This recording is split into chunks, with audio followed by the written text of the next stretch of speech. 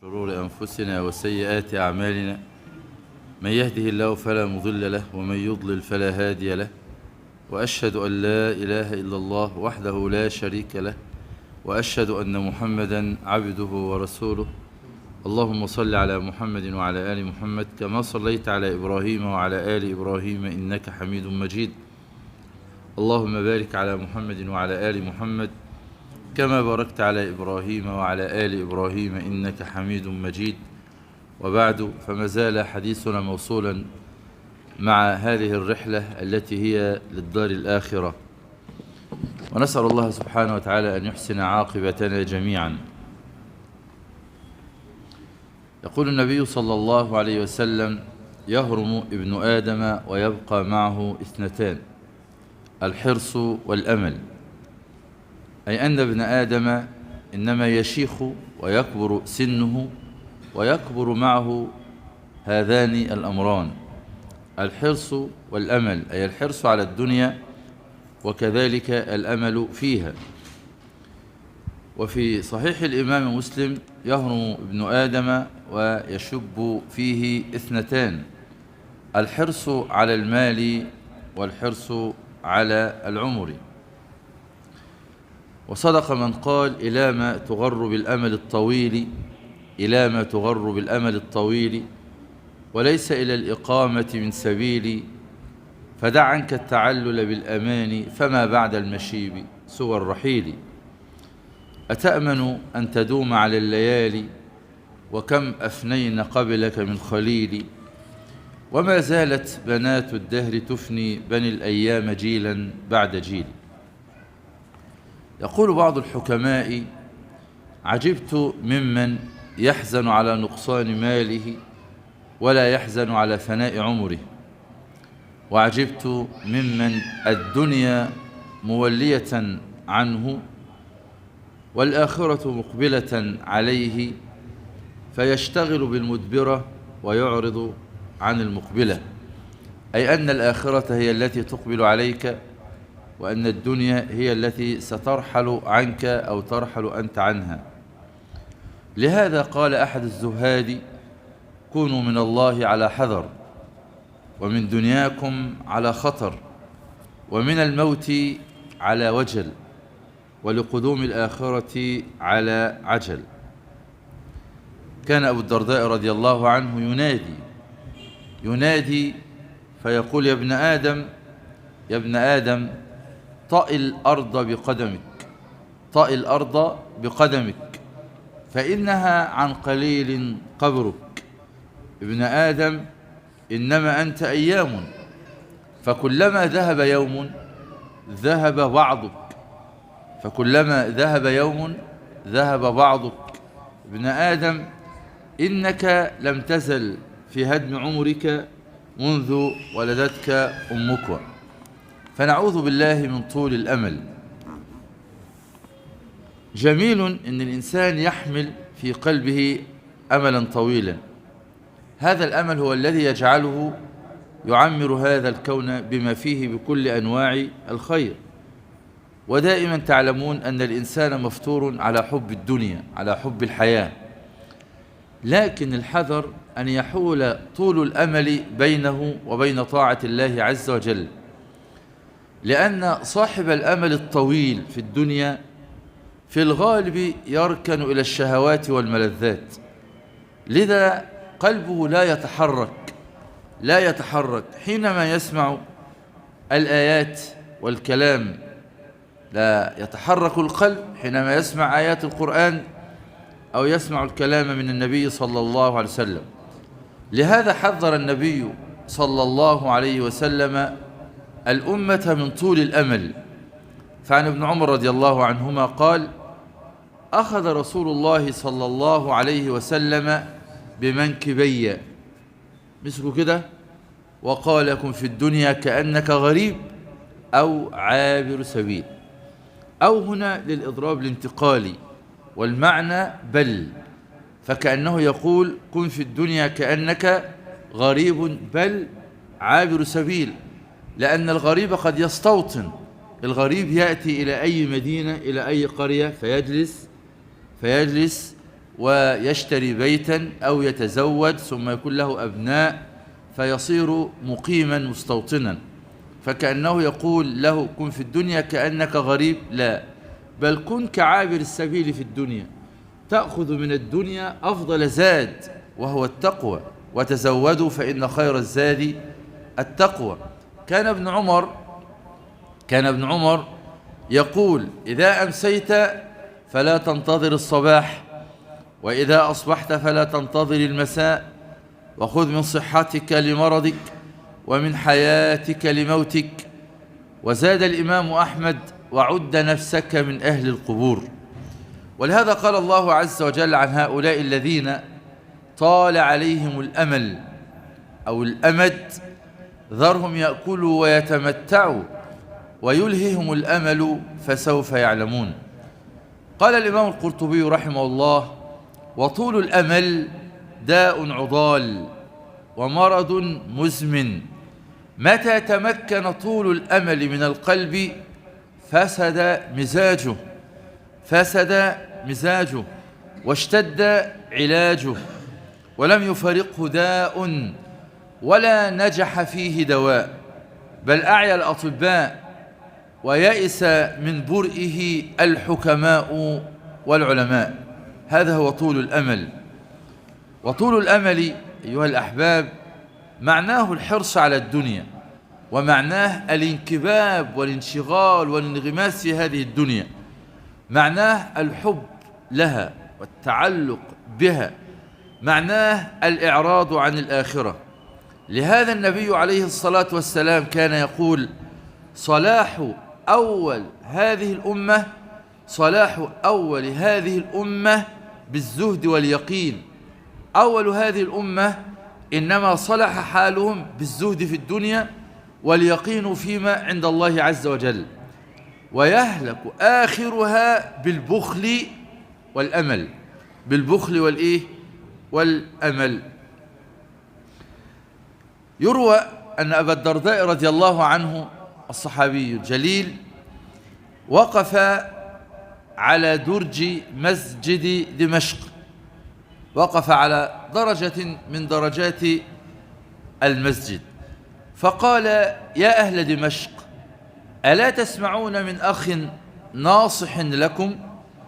إن من كان قبلكم كانوا يجمعون كثيرا ويبنون مشيدا ويأملون بعيدا، فأصبح جمعهم بورا وبنيانهم قبورا وأملهم غرورا. هذه عاد إرم ذات العماد التي لم يخلق مثلها في البلاد. قال هذه عاد ملأت البلاد أهلا ومالا وخيلا ورجالا، فمن يشتري مني تركتهم الآن بدرهمين؟ ثم كان يقول يا ذا المؤمل آمالا وإن بعدت منه، ويزعم أن يحظى بأقصاها، أن تفوز بما ترجوه ويكو، وما أصبحت في ثقة من نيل أدناها.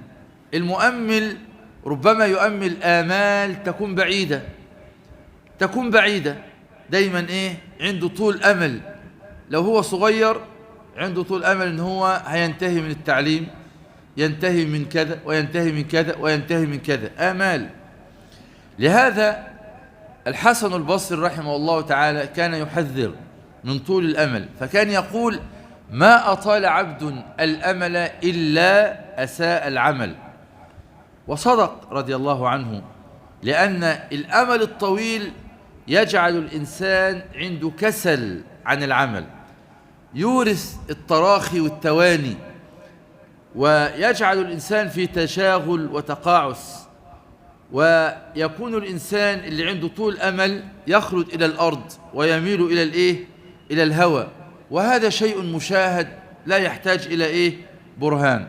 الإنسان اللي عنده قصر أمل، تخيل، يروى أن النبي صلى الله عليه وسلم كان يقول للصحابة صلي صلاة مودع، الحديث في سنده مقال، فتخيل اللي عنده أمل طويل، اللي عنده أمل طويل هيعاقب ببعض الأشياء، منها كما يقول علي رضي الله عنه: إن أخوف ما أخاف عليكم طول الأمل واتباع الهوى، فأما اتباع الهوى فيصد عن الحق، وأما طول الأمل فينسي الآخرة.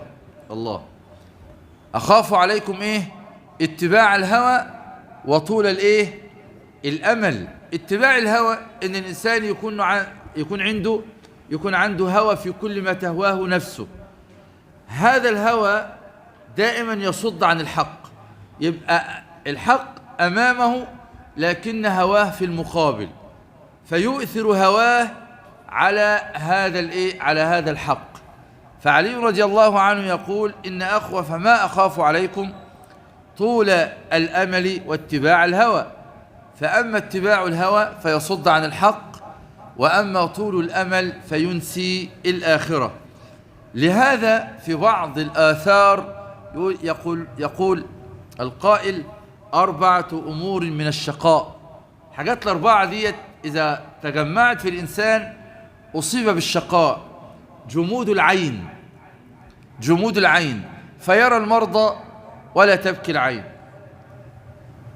ويحمل الجنازات ولا تبكي العين، ويرى الأموات ولا تبكي العين، قسوة القلب، طول الأمل، والحرص على الدنيا.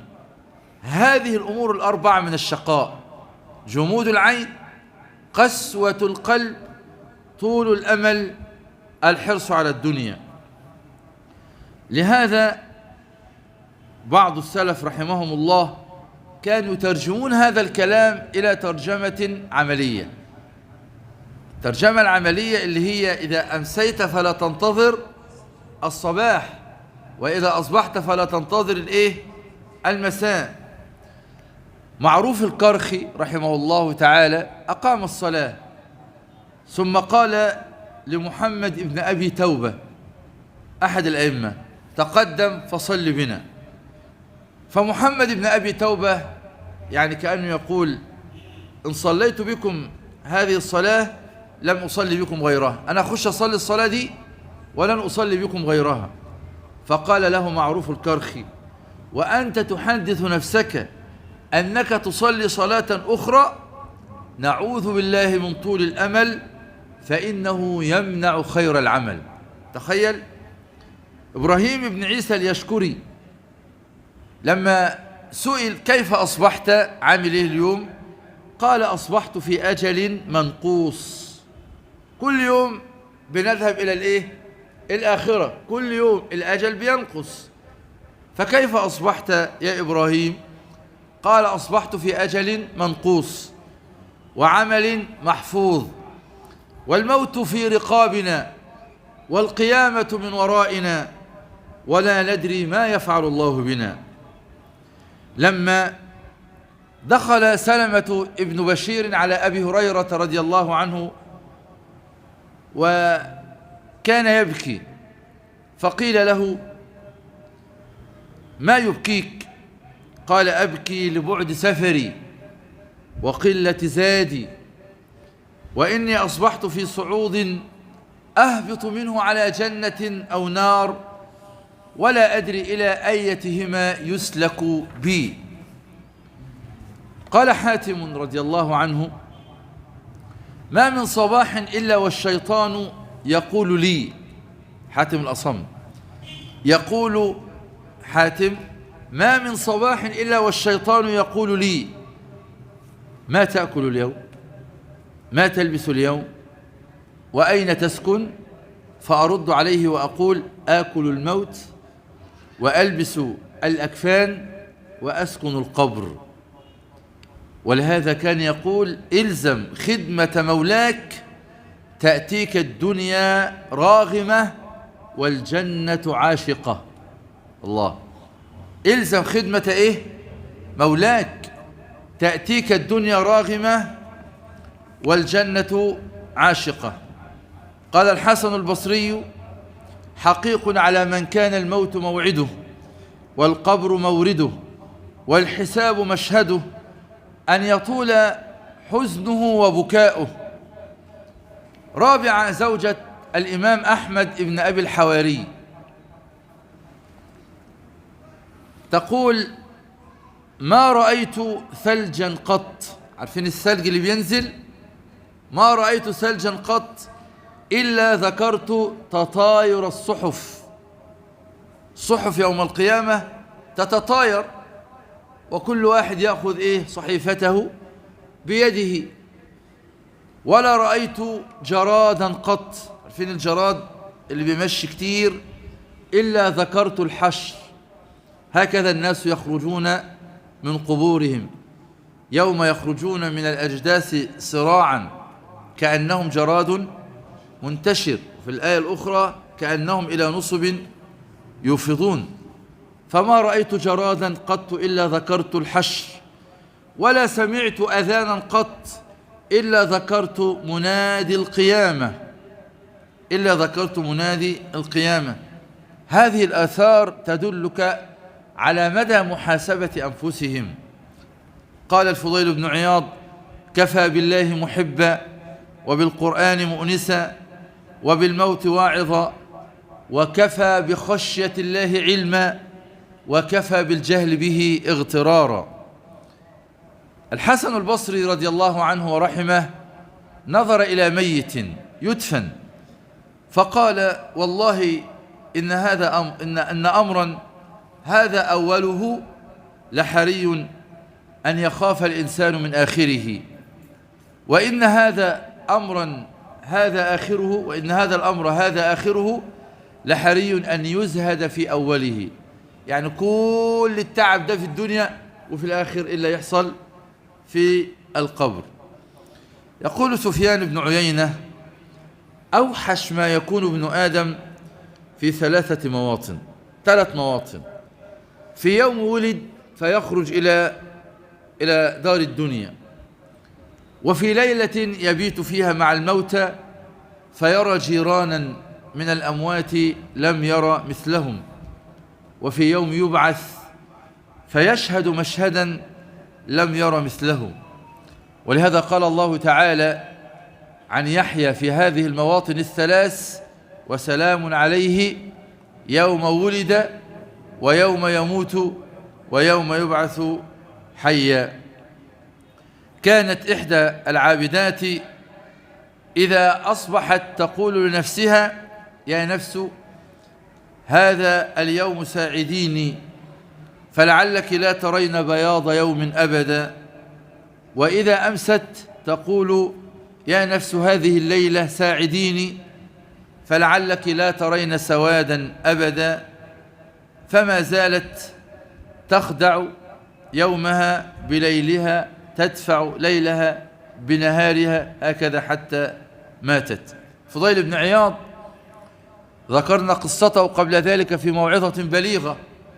لما بلغ 80 من عمره سئل: يا أبا علي، كم سنك؟ عندك كم سنة؟ كم سنك؟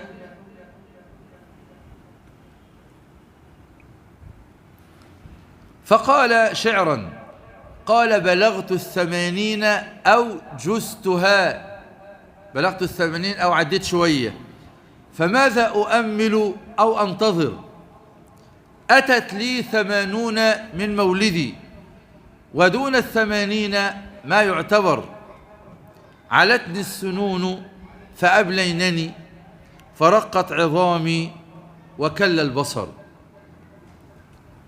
من بلغ 80 يشكو من غير علة. سألت يوما شيخنا أبا إسحاق الحويني رحمة الله تعالى عليه، وكان يتوضأ، فقلت له: يا شيخنا، هل أنت على تواصل مع الشيخ الألباني؟ فقال: نعم.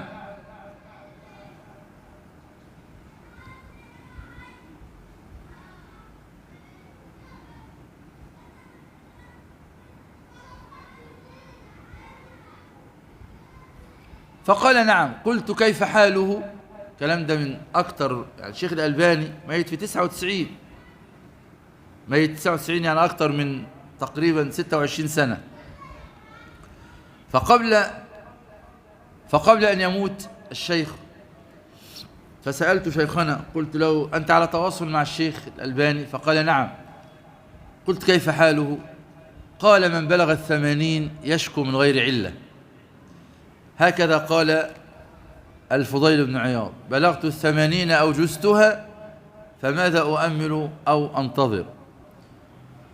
لهذا الإنسان يغتنم دائما هذه الأشياء التي حض عليها النبي صلى الله عليه وسلم. عن ابن عباس رضي الله عنهما قال رسول الله صلى الله عليه وسلم لرجل وهو يعظه: اغتنم 5 قبل إيه؟ قبل 5، شبابك قبل هرمك أو هرمك، وصحتك قبل سقمك أو سقمك، وغناك قبل فقرك، وفراغك قبل شغلك، وحياتك قبل موتك. الإنسان سيسأل عن عمره كله، الإنسان سيسأل عن عمره كله فيما أفناه، وسيسأل عن شبابه خاصة فيما أبلاه. فلا بد أن يكون هذا الشباب غنيمة. الشباب يستطيع أن يصوم، يستطيع أن يقوم، يستطيع أن يحفظ، أن يتعلم، يستطيع أن يعلم، يستطيع أن يتحرك. أما إذا دخل في مرحلة الشيخوخة مثلا فإن صحته قد تخونه أحوج ما يكون إليها. لذلك قالوا: أشد أنواع الخيانات أن تخونك عافيتك أحوج ما تكون إليها. فهنا يقول: اغتنم 5 قبل 5، شبابك قبل هرمك، ثم يقول: فراغك قبل شغلك. وفي الحديث الآخر: نعمتان مغبون. خلي بالك، هنا يقول مغبون من الغبن، خسارة، وهناك يقول اغتنم من الغنيمة، كأن المسألة عبارة عن تجارة، غنيمة. نعمتان مغبون فيهما كثير من الناس: الصحة والفراغ. صحة وفراغ إذا استخدمهما الإنسان فيما يرضي الله عز وجل يسعد ويرضى. دخلت كما يقول ميمون بن مهران على عمر بن عبد العزيز يوما وعنده البربري الشاعر، فسمعته يقول شعرا: وكم من صحيح بات للموت آمنا، أتته المنايا بغتة بعدما هجع. نام ما أمشي، نايم صحيح، فجأة ما قام من نومه، ولم يستطع إذ جاءه الموت بغتة فرارا منه ولا منه بقوته امتنع، ما تقدرش ترد.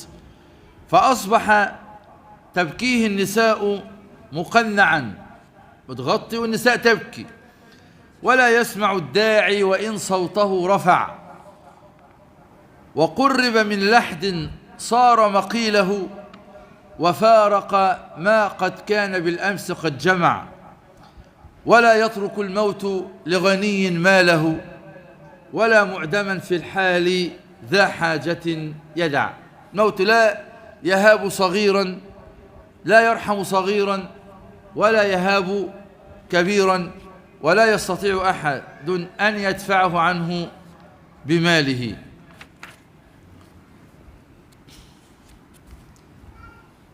كان الحسن البصري يقول: المبادرة إلى الطاعة عبادة، المبادرة فإنما هي الأنفاس، لو قد حبست انقطعت عنكم أعمالكم التي تتقربون بها إلى الله عز وجل.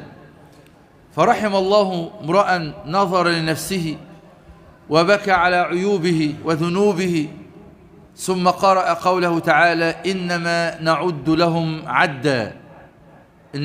لهم عدا، ثم يبكي ويقول: آخر العدد خروج النفس، آخر العدد فراق الأهل، آخر العدد دخولك إلى القبر. قال عمر رضي الله عنه: التؤدة يعني التأني، في كل شيء خير إلا في أمر الآخرة. الله حينما ذكر أمر الآخرة قال فاستبقوا وسابقوا وسارعوا، أما في الدنيا قال فامشوا في مناكبها. عن عبد الواحد بن صفوان قال كنا مع الحسن في جنازة. الحسن بصري، حسن ابن أبي الحسن ابن يسار البصري، سيد من سادات التابعين، أدرك صغار أصحاب النبي عليه الصلاة والسلام. مولده كان في السنة 80 من الهجرة.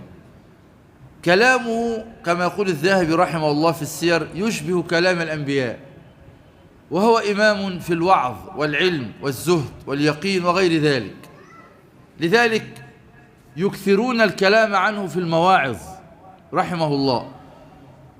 قال عبد الواحد بن صفوان كنا مع الحسن البصري في جنازة، فقال رحم الله رجلا عمل لمثل هذا اليوم، إنكم اليوم تقدرون ما لا يقدر عليه إخوانكم هؤلاء من أهل القبور، فاغتنموا الصحة والفراغ قبل يوم الفزعة والحساب. عن هشام بن يحيى الغساني عن أبيه قال ما نمت يوما قط فحدثت نفسي أني أستيقظ منه. وعن الحسن البصري قيل له يا أبا سعيد ألا نغسل لك قميصك؟ فقال الأمر أعجل من ذلك، الأمر أعجل من ذلك. سلمان الفارسي رضي الله عنه يقول ثلاث أعجبتني وثلاث ثم أضحكتني. ثلاث حاجات تعجبت منهم ثم ضحكت أيضا. ثلاث أعجبتني ثم أضحكتني: مؤمل الدنيا والموت يطلبه، وغافل وليس بمغفول عنه، وضاحك ملء فيه ولا يدري، أساخط رب العالمين عليه أمراض عنه. هذه الأشياء تعجب منها سلمان الفارسي ثم ضحك. واحد يؤمل الدنيا والموت يطلبه، واحد غافل في هذه الدنيا وليس بمغفول عنه، ورجل يضحك ملء فيه خلاص ولا يدري هل ربنا يسخط عليه أم لا. ثم قال وثلاث أحزنتني حتى أبكتني: فراق محمد صلى الله عليه وسلم وحزبه، وهول المطلع يوم القيامة، والوقوف بين يدي ربي لا أدري هل يؤمر بي إلى الجنة أم يؤمر بي إلى النار. عن ابن عمر رضي الله عنه قال خرج علينا رسول الله صلى الله عليه وسلم والشمس على أطراف السعف، يعني باقي على غروب الشمس شيء قليل، فقال ما بقي من الدنيا إلا مثل ما بقي من يومنا هذا إلى ما مضى منه. نعم، تعلم أن بعثة النبي عليه الصلاة والسلام أصلا من علامات الساعة. إحنا نتكلم في علامات الساعة الصغرى والكبرى إن شاء الله. إذا امتدت بنا هذه الدروس سنذكر أشراط الساعة، علامات الساعة الصغرى والكبرى إن شاء الله تعالى. فهو يقول يعني فأنتم تعلمون أن بعثة النبي عليه الصلاة والسلام من علامات الساعة. والله يقول اقتربت الساعة وانشق القمر. النبي عليه الصلاة والسلام يقول بعثت أنا والساعة كهاتين، بعثت أنا والساعة كهاتين. وعن ابن عمر وعن ابن عباس رضي الله عنهما أن النبي صلى الله عليه وسلم قال مالي وللدنيا، مالي وللدنيا، مالي وللدنيا، والذي نفسي بيده ما مثلي ومثل الدنيا إلا كراكب سار في يوم صائف، يوم حر، يوم صيف، يوم شديد الحرارة، فاستظل تحت الشجرة ساعة من نهار ثم راح وتركها. نعم، ده دليل على قصر الأمل، كما قال الحسن ما أطال عبد الأمل إلا أساء الإيه؟ إلا أساء العمل. وقال إذا سرك أن تنظر إلى الدنيا بعدك فانظر إليها بعد غيرك، فانظر إليها بعد غيرك. كل يوم نودع أحبابنا، إخواننا، أصدقائنا، كل يوم نودع، كل يوم نودع. فنقول أين من جمع الأموال؟ أين من طاف البلاد؟ أين من شق الأنهار؟ كل يعمل بعمله، كل يعمل بعمله. اسمعوا إلى هذه الكلمات التي هي من ذهب. يقول الحسن البصري رحم الله رجلا لم يغره كثرة ما يرى من كثرة الناس. يا ابن آدم إنما أنت وحدك، تموت وحدك، وتدخل القبر وحدك، وتبعث وحدك، وتحاسب وحدك. يا ابن آدم إنما أنت المراد. وكان يقول حقيق على من عرف أن الموت مورده، والقيامة موعده، والوقوف بين يدي الله مشهده، أن تطول في الدنيا حسرته، وأن يكون العمل الصالح رغبته. نسأل الله سبحانه وتعالى، نسأل الله جل في علاه أن يرزقنا وإياكم قصر الأمل مع حسن العمل. مع أن النبي صلى الله عليه وسلم يقول خيركم من طال عمره وحسن عمله. فيا هنيئا لمن طال عمره وحسن وحسن عمله. أيها الغافل ربح القوم وخسرت، وساروا إلى الحبيب وما سرت، وقاموا بالأوامر وضيعت، وسلموا من رق الهوى فاغتررت وأسرت. الدنيا تقدمهم والساعة تقدمهم حين يحشرون بين يدي ربهم، وفي ذلك فليتنافس المتنافسون. نسأل الله عز وجل أن يصلحنا وإياكم، وأن يعصمنا من الذنوب والقبائح. وفي النهاية أقول أيا من يدعي الفهم، إلى كم يا أخ الوهم تعبي الذنب والذم وتخطي الخطأ الجم. أما بين لك العيب، أما أنذرك الشيب، وما في نصحه ريب. ولا سمعك قد صم، ولا سمعك قد صم. أما نادى بك الموت، أما أسمعك الصوت. أما تخشى من الفوت فتحتاط وتهتم. فكم تصدر في السهو وتختال من الزهو، وتنصب إلى اللهو كأن الموت ما عم. كأني بك تنحط إلى اللحد وتنغط، وقد أسلمك الرهط إلى أضيق من سم. أسلمك الناس إلى لحد ضيق.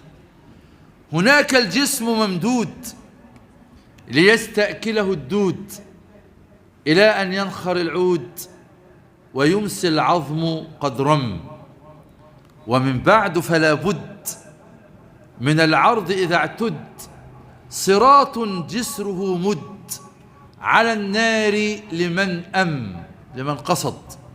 فبادر أيها الغمر، أيها الغمر يعني أيها الجاهل، فبادر أيها الغمر لما يحلو به المر. فقد كاد يهي العمر وما أقلعت عن ذنب. ولا تركن إلى الدهر، لا تركن إلى الدهر، إلى الزمن، إلى الدنيا. ولا تركن إلى الدهر وإن لان وإن سر، فتلقى كمن اغتر بأفعى تنفس السم. وخفض من طرافيك، مش براحتك، فإن الموت لاقيك، وسار في تراقيك وما ينكل إن هم. وزود نفسك الخير ودع ما يعقب الضير، وهيئ مركب السير، وخف من لجة اليم. خف من لجة اليم. كأنك داخل في قاع البحر المظلم. بذا أوصيك يا صاح، أوصيك بهذا يا صاحبي، بذا أوصيك يا صاح، وقد بحت كمن باح، فطوبى لفتى راح بذكر الموت يهتم. يا مشغولا بما لديه عما بين يديه، يا غافلا عن الموت وقد دنا إليه، يا ساعيا إلى ما يضره بقدميه، يا مختارا للأذى يأمن الدهر وقد رأى صرفيه، كم عاين ميتا لو اعتبر بعينيه. نسأل الله جل في علاه أن يبصرنا وإياكم بعيوبنا، نسأل الله جل في علاه أن يرزقنا حسن العمل في طاعته، ونعوذ بالله أن نكون جسرا يعبر الناس عليه إلى الجنة ثم يلقى به في النار. أقول قولي هذا وأستغفر الله لي ولكم، جزاكم الله خيرا على حسن استماعكم وحضوركم. نلتقي بإذن الله في الجمعة بعد القادمة بعد العيد. كل عام أنتم بخير، تقبل الله منا وإياكم صالح الأعمال.